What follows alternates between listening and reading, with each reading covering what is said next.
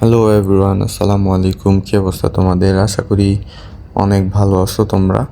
তো আজকে রামেন বানাবো। তো কিভাবে আমরা করি এটাই আপনাদের সাথে শেয়ার করব।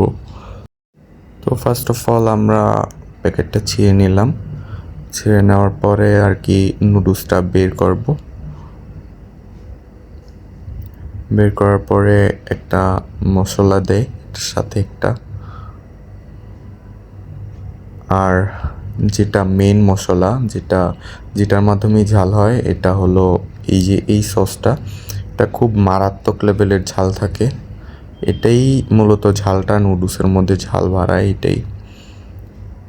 তো ফার্স্ট অফ অল আমাদের নুডলসটাকে সিদ্ধ করে নিতে হবে। তো আমরা কড়াই নিয়ে নিলাম, পানি একটু বলকাইতেছে যেটা, ওইটার মধ্যেই সিদ্ধ করব। তো 2 মিনিট পর্যন্ত সিদ্ধ করার পরে যখন আমরা দেখব নুডলসটা মোটামুটি হয়ে গেছে, তখনই মূলত আমরা উঠাই নেব এটার থেকে।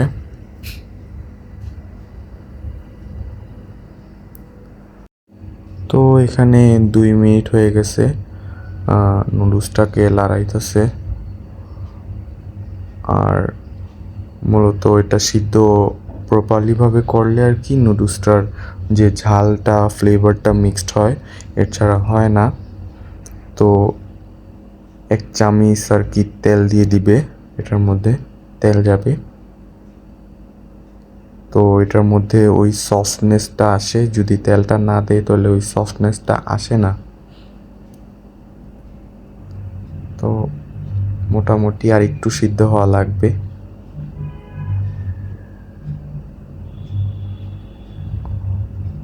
তো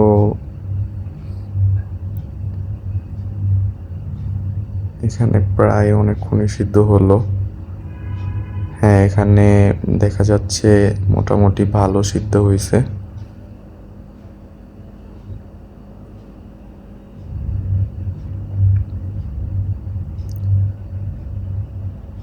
আর আমাদের পুরো সস দেওয়া হচ্ছে এখানে।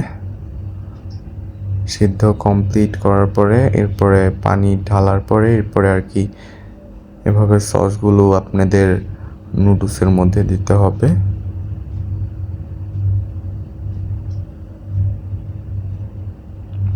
এরপর সেকেন্ড মশলা যেটা, এটা দিতে হবে। এটার মধ্যে কোনো ঝালই নাই। ঝাল যেটা ওইটা হলো সসের মধ্যে থাকে। আপনারা যারা জানেন না, এটা মনে হয় বোম্বাই মরিচ, কিন্তু না, এটা বোম্বাই মরিচ না, এটা ফ্লেভার আর কি, গ্রানের জন্য।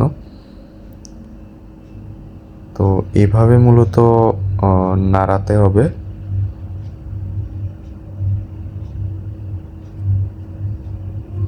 মূলত প্রপারলিভাবে এক এক সস যেন আরেকটার মধ্যে যায়, সস যেন সবগুলোর মধ্যে লাগে, ওইটা আপনাদের মেক শিওর করতে হবে। আর এটা বাচ্চাদের জন্য না, এটা মানে বড়দের জন্য। যারা বড় আছেন তাদেরাই খাবেন। আর এটার মধ্যে অনেক ঝাল থাকে। আর এটা কিন্তু মোটেও বাচ্চাদের জন্য না, এটা বড়দের জন্য। এটা অনেক ঝাল, মারাত্মক লেভেলের ঝাল। তো আমি এখানে ফার্স্ট বাইট নিতেছি, খুবই ঝাল, তারপরও খাবো। তো এই পর্যন্ত ছিল আজকের ভিডিওটাতে পছন্দ হলে একটা লাইক দিয়ে দিও। আমি নুডলস খাই আর আপনারা লাইক দিয়ে দেন। ওকে, বাই, আল্লাহ হাফেজ।